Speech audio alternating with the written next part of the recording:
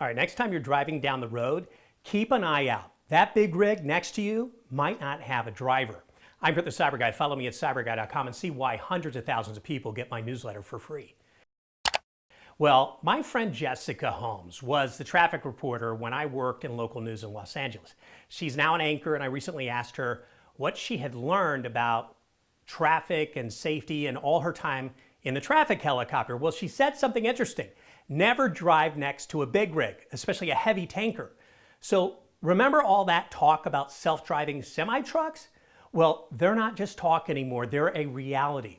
As we speak, Aurora, a self-driving tech company, launched their autonomous trucks in Texas this month between Dallas and Houston, with plans to expand to New Mexico and Arizona by the end of the year.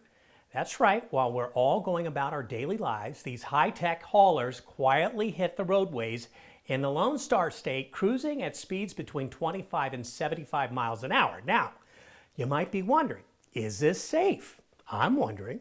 Well, Aurora says absolutely yes. Just before the launch, they dropped their 2025 Driverless Safety Report. It is packed with details on everything they'd want you to know about these driverless semi-trucks. According to their safety report, Aurora is using a safety, case-based approach adapted from industries just like aviation and nuclear to inform, guide, and determine that their technology is acceptably safe to operate on public roads. Now, they drill into the details on risk management, redundancies, cybersecurity, and the remote assistance stuff.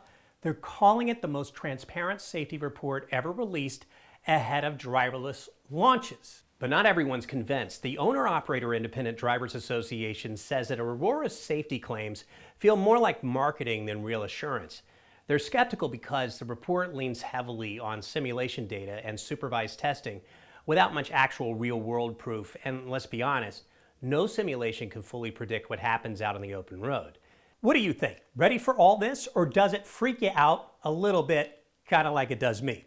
Let me know in the comments below. More crazy cool tech like this at cyberguy.com, where you can find out why hundreds of thousands of people get my newsletter for free.